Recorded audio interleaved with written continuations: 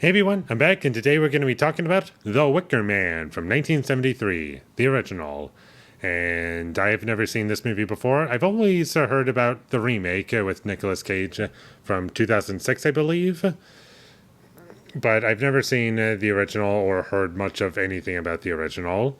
So I went into this movie blind, hoping that it was going to be good. And I walked away feeling as though, okay, that was, I guess, a movie to a certain degree. There were a couple parts that kind of stand out to me, and I would have preferred a 15-minute version of this movie because I think that would be much more interesting, or even like a short film. Like, if it's over 40 minutes, I can't do it, but with what we have, a nice short film would have been great, but a feature-length film, even though it was only 90 minutes, it was slow and boring and just didn't really pay off with anything that I would have liked to have seen or found interesting. And even the parts that I did find to be interesting weren't really consequential. They were just kind of in the movie, and there wasn't really much to say about them. Like, I was kind of into the slow building tension towards the beginning of the movie, but unfortunately it just can't hold it, and I'm just not really into the whole idea of what was being presented. And the reason why I can't get into specifics is because I don't want to spoil anything, even though it's a movie I don't like. I do want to keep this spoiler free, but overall, didn't really find the characters interesting, didn't find the story to be compelling. There were some fun scenes and memorable parts, like the ending. I'm pretty sure everyone knows the ending, and it's like the most memorable part of the movie, but the rest of the movie I can just do without. And it's been like a few hours since I last saw this movie, and I saw it like just for the first time tonight, a few hours ago, and I've forgotten most of it already somehow. And normally when that happens, it's the sign of a movie that is not very good.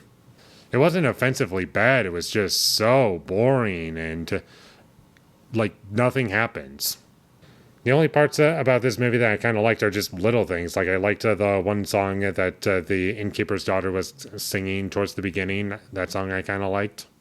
And I also enjoyed seeing Christopher Lee in this movie. He was entertaining for sure, but there's just not enough of the good stuff to keep me entertained or compelled with much of anything, unfortunately.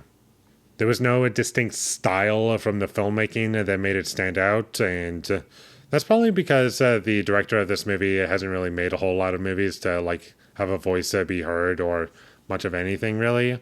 Because I looked at what they had done, and apparently not much really when it comes to directing movies. There's like two other movies that they made, and that was about it.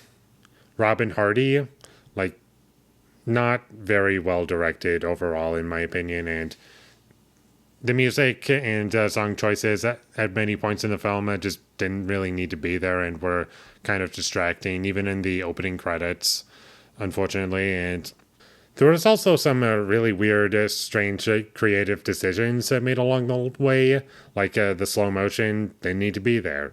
I don't understand why it's there, and the movie was also trying to be weird and highlight, oh, these people are doing weird things. And it's like, okay, that's something different, I guess.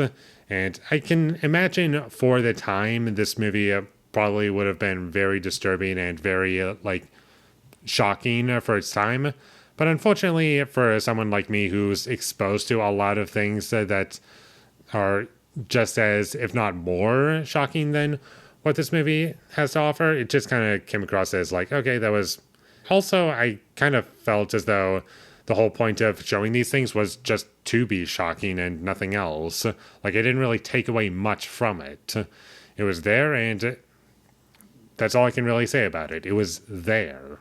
It doesn't really add to the story or really much of anything other than this world building, I guess, of where they're at. But I don't really find it that interesting, and even when they try to explain it, it's like, yeah, I guess, like, all the stuff that they're describing is just not interesting to me.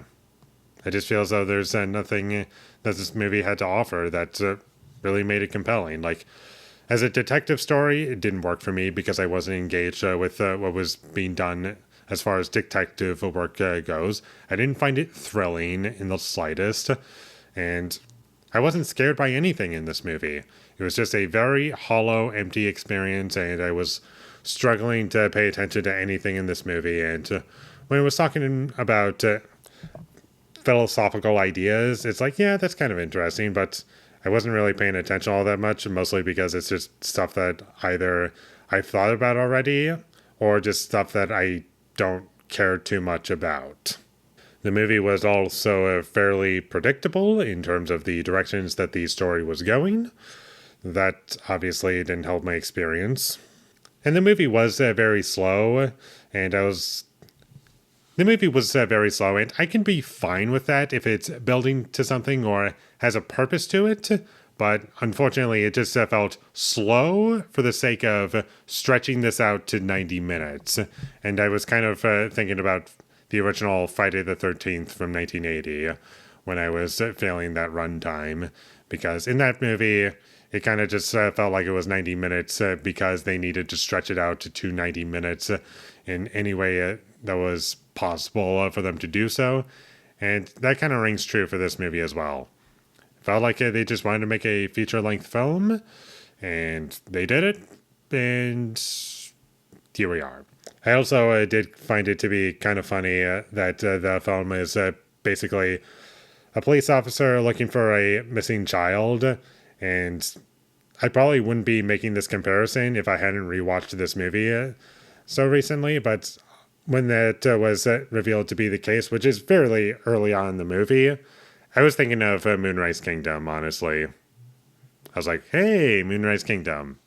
Without any of the style from that movie, quirkiness, or even entertainment. And that's about all I have to say about The Wicker Man from 1973. Very boring, very forgettable. I'll probably only remember the ending to this movie, and that's about it.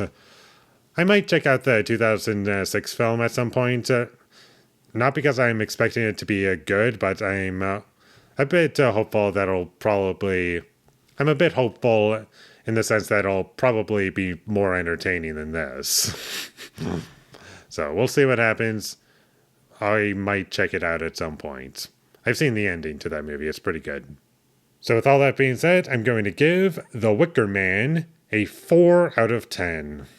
Thank you for watching my videos. As always, if you enjoyed this review, be sure to leave a like and comment down below you thought of The Wicker Man, and my social media links will all be in the description, so follow me there. And last but not least, subscribe to be a part of Foley Nation, and I'll see you when I get my next review up, and that is going to be for Amore. So look forward to that, but until I get that up, thank you for watching and have a great day.